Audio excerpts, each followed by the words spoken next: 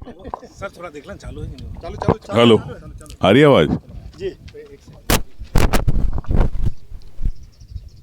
आज हम जोबट रतलाम झाबुआ सीट पर आए हैं। राहुल जी का आने का है, इंतजार है।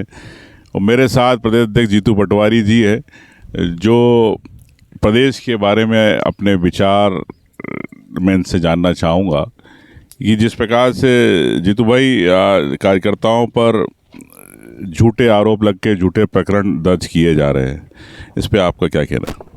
सार्वजनिक जीवन में शुचिता, सभ्यता, मर्यादा भारतीय जनता पार्टी ने समाप्त कर दी है। और जिस तरीके से ये लगातार छोटे छोटे कार्यकर्ताओं को छोटे छोटे प्रकरणों में फंसा के डरा के बीजेपी ज्वाइन कराना, वैसे ही हरकत ऊपर देश की ईडी और सीबीआई एक स्केल पे करती है, वैसे ही भारतीय जनता पार्टी जिला स्तर पर, उसके ब्लॉक स्तर पर नेता करते हैं। वो वहाँ ईडी का उपयोग करते हैं, ये यहाँ पुलिस का और एसडीएम और तहसीलदार का उपयोग करते हैं। इसी प्रकार प्रदेश में भी, जैसे अभी मुझ पे 5 दिन में 4 एफआईआर करी। मैसेज क्या है? मैसेज ये है कि हम अहंकारी भी है और तानाशाह भी है। तो मैं सारे वर्करों से अनुरोध करना चाहता हूँ कि दृढ़ता जिसमें है, क्षमता है आइडियोलॉजी को जीने की, प्रदेश में विपक्ष में रह के अपनी भूमिका निभाने की जिसके पास कलेजा है और अल्टीमेटली कांग्रेस का वैभव लौटाना है, वो ऐसे लोगों से कभी न डरा था, न डरेगा, न डरा है। भूरिया जी हमारे साथ है, ये आज ये सांसद बनेंगे। ये इन पे हजारों बार ऐसी घटनाएं हुई, फिर भी दृढ़ता से आज कांग्रेस जन है।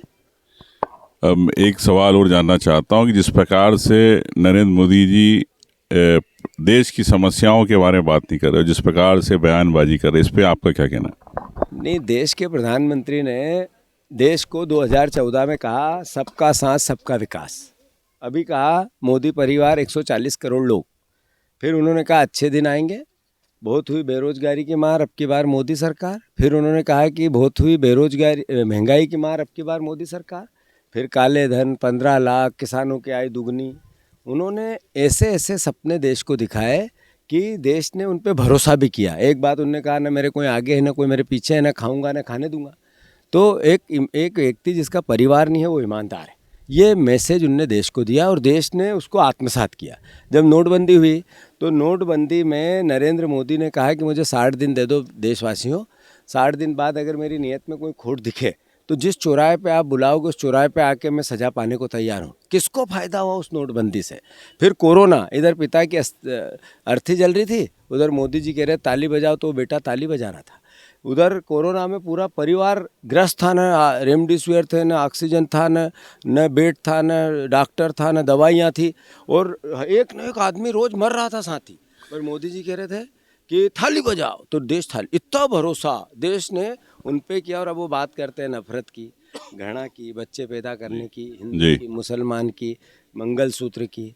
अभी राहुल जी को शहजादे बोलते हैं, सोनिया जी के लिए कुछ बोलते हैं पुराने। तो ये देश देख रहा है।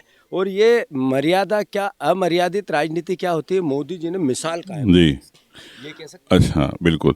एक दूसरा सवाल मैं ये चाहूँगा, प्रदेश के अंदर कितनी सीटें आपको लगता है कि कांग्रेस की रहेगी और कितनी सीटों पर अपन फाइट में?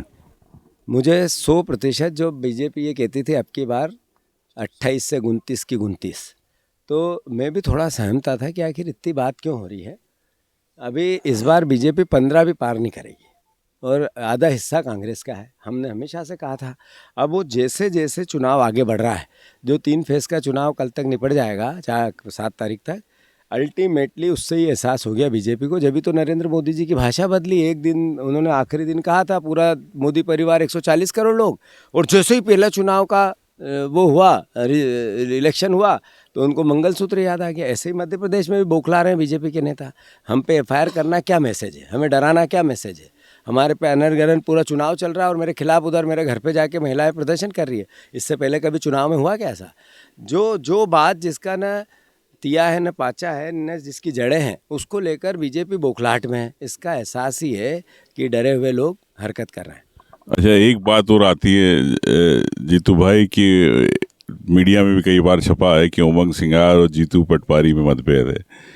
तो मुझे तो नहीं लगता है, मैंने तो कहा भी कई बार कि हम दोनों भाई ये और यूथ कांग्रेस के समय से कर रहे हैं। इस बारे में आप क्या कहना चाहते हैं? बीजेपी का फोकस ये भ्रम, झूठ, पाखंड, कैसे कैसे अफवाहें फैलाओ, सार्वजनिक जीवन में जनता में अफवाह फैला के उनको डरा के वोट लेना, ऐसे ही मीडिया को किसी न किसी रूप की जगह देना कि इनमें मतभेद है, उनमें मतभेद है। अरे उमंग सिंगार जी में हमारे जैसे, मैंने बार बार कहा कि मैं प्रदेश का अध्यक्ष हूँ, ऐसे ही उमंग सिंगार CLP के नेता है। ये दो चेहरे हो सकते हैं पर नेतृत्व सामूहिक है, हम सब मिलकर कर रहे हैं। हमारे जैसे 20 लोग और हैं मध्य प्रदेश में जो नए हैं, युवा हैं, जिनकी अपनी महत्व है, जो हम सब मिलकर इस प्रदेश में विपक्ष की भूमिका निभा रहे हैं। तो ये कोई ईगो की बात नहीं है कि पद बड़ी महत्व का विषय नहीं होता, जिम्मेवारी का विषय होता है। तो हम एक हैं, एक थे, एक रहेंगे। बीजेपी को जब तक सत्ता से बेदखल नहीं करें तब तक कितनी भी अफवाह उड़ा ले बीजेपी। कांग्रेस में है, कांग्रेस में रहेंगे, कांग्रेस में हैं और कांग्रेस में अपनी अंतिम सांस तक रहेंगे। धन्यवाद।